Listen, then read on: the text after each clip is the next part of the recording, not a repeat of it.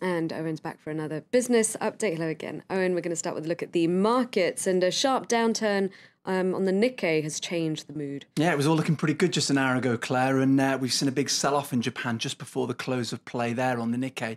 It was humming along quite nicely for most of the trading session, the Nikkei that is, closing the day around 0.14% down. The Hang Seng as well, still keeping its head above the parapet, but easing off there as well, but still around a 0.25% up. And you can see there the Kospi as well, also trading into the red.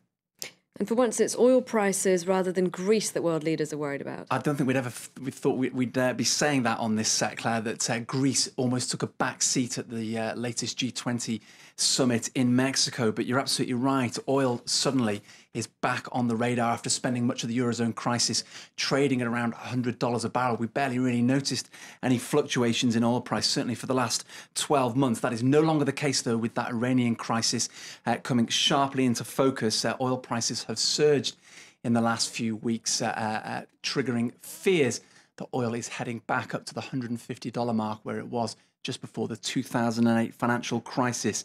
It's a critical moment as well. The timing couldn't be worse, particularly for economies like the US, which are beginning to show real signs of recovery. Siobhan Silk has the details for us. With the Eurozone crisis taking all the attention, oil has been on the back burner. Over the last year, prices have been relatively stable, if high, hovering at around $100 a barrel. But after gaining 13% in February, on Friday, Brent crude reached a 10-month peak of $125 a barrel. At the G20 Economic Summit in Mexico over the weekend, the alarm sounded over the creeping price. There are worries that it could push Europe deeper into recession, derail recovery in the US and stoke inflation in emerging economies. We are obviously concerned about it. It has downside effects and risks for the advanced economies. For the importers of oil, it has major consequences for the low-income countries. Sanctions against Iran are biting as Asia and Europe cut down on buying Iranian oil. US Treasury Secretary Tim Geithner said the sanctions would only get tighter. We're working together to help ensure there are alternative sources of oil from major producers to help offset the reduction in exports from Iran. And here, too, I am encouraged. Analysts say the embargo due to take effect in the summer could push prices up another 5 or 10%. Geithner indicated the US could consider tapping its strategic reserves, but Italy's Deputy Economy Minister reassured the G20 that there's still overcapacity on the market, while the world's top producer, Saudi Arabia, has increased exports and is offering extra supplies to its biggest customers. So that's the situation with oil. Of course, it wouldn't have been a G20 summit if they didn't talk about the Eurozone, Claire. There was real division at that summit as well. We've seen this before between really the European members of the G20 and the non-European members who are effectively saying to Europe, sort your own financial mess out. For some time now, European countries led by Germany have been suggesting that the IMF take a greater role in all of this. And the idea behind that would be to swell its coffers up to around $500 billion to give basically Europe an alternative piggy bank should the likes of Italy and Spain run into even more trouble. Well, that message has fallen flat, really, with the likes of the US, Canada and a lot of the emerging countries who essentially say, we'll only consider putting more money into the IMF once you put more money into your own European bailout funds.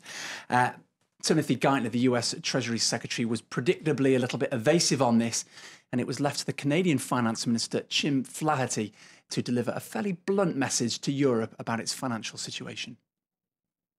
Our view on that, as I think you know, is that Europe has substantial resources and has sufficient resources to fund the necessary firewall. So we expect Europe, the Eurozone member countries, to step up to the plate and do that. That was Canadian Finance Minister Jim Flaherty speaking at the G20 Finance Ministers Summit in Mexico. Let's get a few more of the day's business headlines for you now, starting with Olympus, which has appointed a veteran former banker as its new chief executive. The Japanese camera maker said Yasuyuki Komoto's appointment had been made subject to shareholder approval at its April general meeting. Former chairman Tsuyoshi Kikukawa and a handful of other executives have been arrested as part of a fraud investigation into the covering up of nearly $2 billion of losses. And BP is negotiating a $14 billion out-of-court settlement for the Gulf of Mexico disaster. That's according to Bloomberg sources.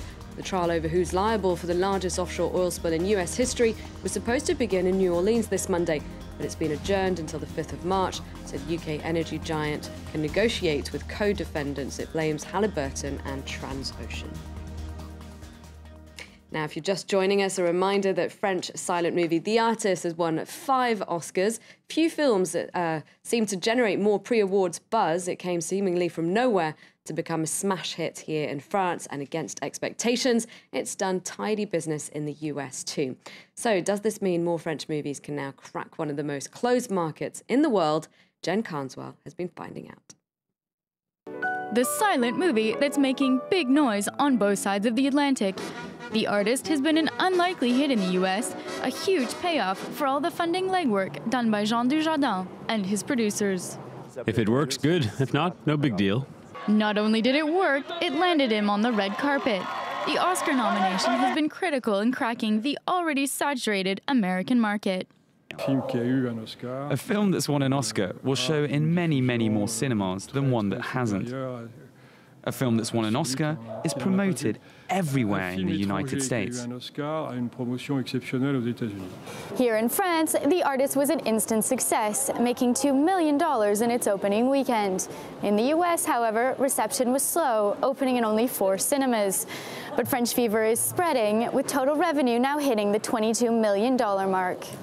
Walking away with the Best Actor trophy, Dujardin can now count himself among other bankable French stars, like Audrey Tautou and Marion Cotillard, working with Hollywood's top talent and a billion-dollar draw for American audiences. It's true that we're currently in a very positive environment for French cinema. Not only from The Artist, French cinema has a wide variety of good films in a number of different genres.